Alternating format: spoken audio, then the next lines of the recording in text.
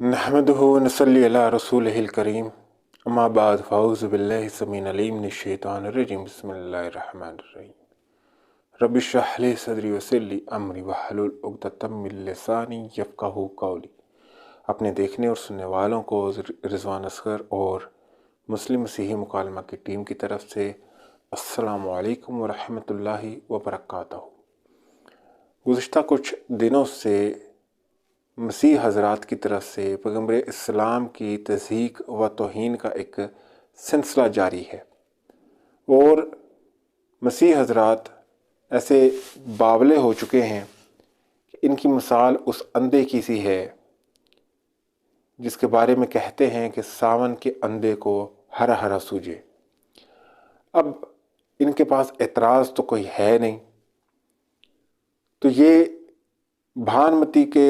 कुंबे की तरह कहीं से ईंट और कहीं से रोड़ा जोड़कर अपना कुंबा बनाने की फ़राक में है। हाल ही में एक पोस्ट देखने का इत्तफाक हुआ सोशल मीडिया के ऊपर, और उसमें एक फ़ेक आईडी से एक मसीह जनाब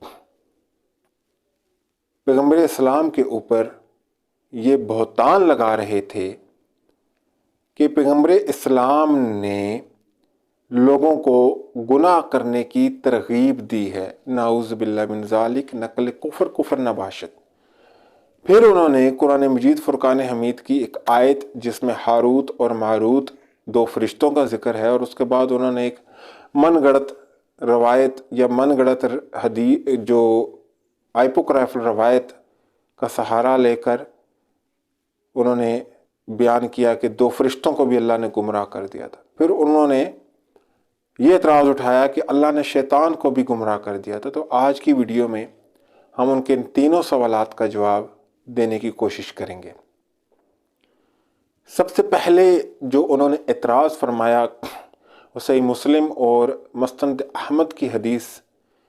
उन्होंने बयान करते हुए कहा कि रसूलुल्लाह सल्लल्लाहु अलैहि वसल्लम ने ये बात इरशाद फरमाई कि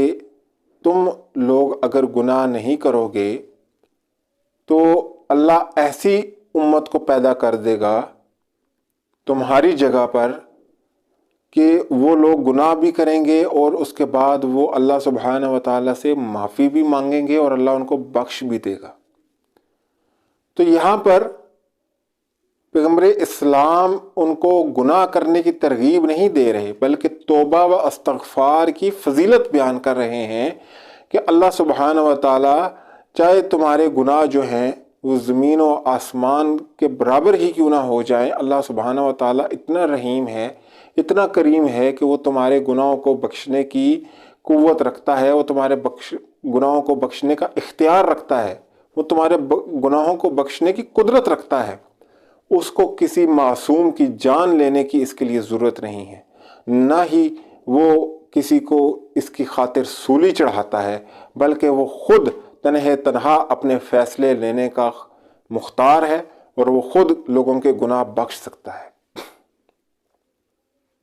यहाँ पर अल्लाह सुब्हानहू व तआला के नबी अकरम सल्लल्लाहु अलैहि वसल्लम ने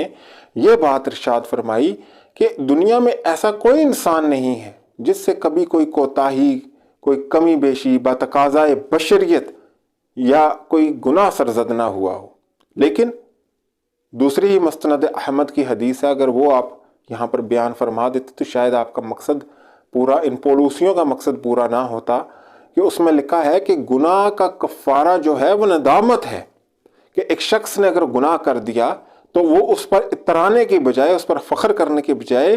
अल्लाह सुब्हानहू व तआला के आगे शर्मिंदा होता है, नादिम होता है कि यार मैंने ये गलती की है। तो तब अल्लाह सुब्हानहू व तआला अपनी रहमत को जोश में लाते हुए उसको बख्श देते हैं। यहाँ पर तौबा व इस्तिग़फ़ार की फजीलत है, वरना ये बात कैसे आप सोच सकते हैं कि जो पैगंबर, जो नबी इस बात का हुक्म देता हो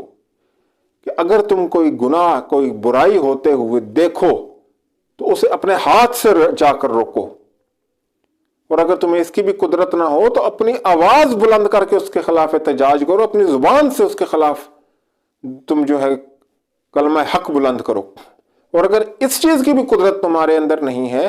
تو کم از کم اس برائی کرنے والے کو اور اس برائی کو تم دل میں برا جانو، یہ ایمان کا سب سے نچلا درجہ ہے۔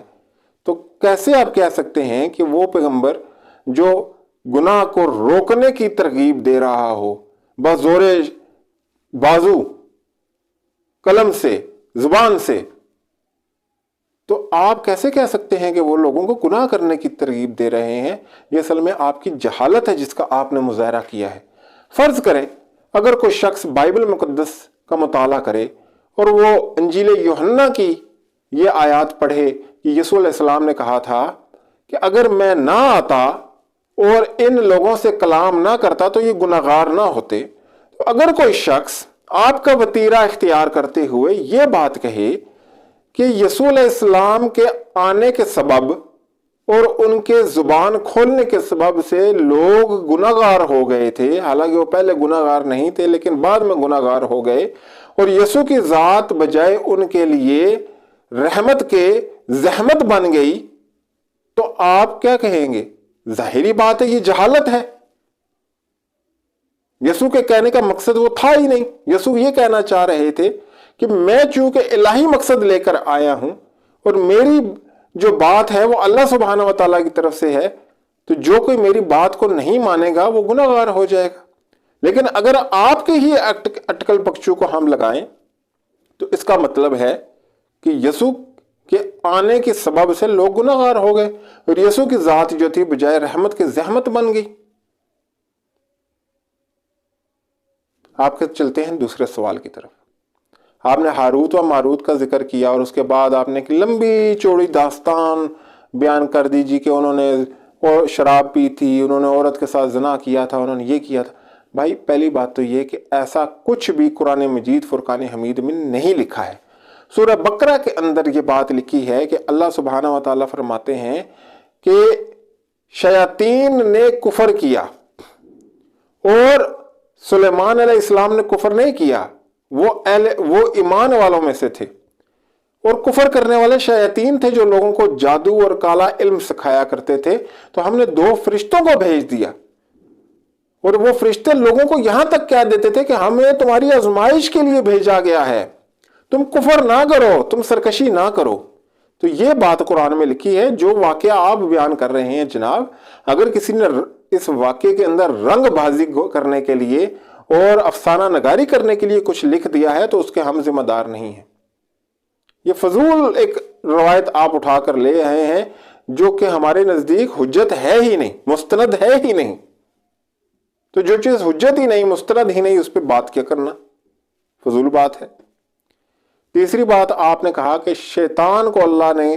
گمراہ کر دیا۔ آپ نے قرآن مجید فرقان حمید کی آیات کا حوالہ دیتے ہوئے کہا کہ شیطان نے اللہ سے کہا کہ تیرے ایسا کرنے کے سبب، یعنی آدم کو تخلیق کرنے کے سبب، تو نے مجھے گمراہ کر دیا، لہٰذا میں بھی اب تیری امت میں سے تیرے لوگوں کو گمراہ کیا کروں گا۔ تو آپ نے کہا شیطان کو گمراہ کر دیا۔ میں سمجھ سکتا ہوں کہ شیطان کے پیروکاروں کو اس سے بہت تکلیف ہوئی ہے کہ شیطان جو ہے وہ ایسا اپنے غم کا اظہار کر رہا ہے یا وہ گمراہ ہو گیا ہے، کیونکہ قرآن مجید فرقان حمید یا حدیث رسول جہاں کہیں بھی شیطان کی مذمت کرتے ہیں وہاں مسیحوں کو بہت زیادہ تکلیف ہوتی ہے۔ اچھا، آپ کو یہاں پر تکلیف ہوئی کہ شیطان کو اللہ نے گمراہ کر دیا، لیکن بائبل مقدس کے اندر سلاطین کی کتاب کے اندر جب ایک روح جو تھی، ایک بدروح جو تھی، وہ خدا سے جدا ہوئی، خدا کے اندر سے نکلی، اور پھر اس کے بعد اس نے خدا کے سامنے کھڑے ہو کر کہا کہ میں تیرے سب نبیوں کے منہ میں جا کر جھوٹ بولنے والی روح بنوں گی اور لوگوں کو بہکاؤں گی۔ تو خدا نے جا کر اس سے کہا کہ ٹھیک ہے تو جا اور غالب آ۔ وہاں پر آپ کو تکلیف نہیں ہوتی کہ خدا نے خود نبیوں کے منہ میں جھوٹ بولنے والی روح کو بھیجا، اور نہ صرف روح کو بھیجا بلکہ اس کو اختیار دیا کہ وہ ان پر غالب بھی آئے، اور نہ صرف غالب آئے بلکہ لوگوں کو گمراہ بھی کرے۔ تو جب بائبل کا خدا لوگوں کو جھوٹ بولنے والی روحیں بھیجتا ہے اور ان کو گمراہ کرتا ہے، تو شیطان کے الفاظ آپ کو بڑی تکلیف دے رہے ہیں کہ جی ہمارے ابا جان کو اللہ سبحانہ و تعالیٰ نے اس سبب سے گمراہ کر دیا کہ اس کے اندر غرور و تکبر تھا۔ تو میں سمجھتا ہوں کہ یہ جو بھی آپ نے پوسٹ کے اندر لکھا ہے، میں آپ کا نام لینا بھی مناسب نہیں سمجھتا، یہ محض آپ کی جہالت ہے، اس سے بڑھ کر کچھ نہیں۔ مجھے اجازت دیجیے۔ وآخر دعوانا الحمدللہ رب العالمین برحمتک یا ارحم الراحمین۔ السلام علیکم ورحمۃ اللہ وبرکاتہ۔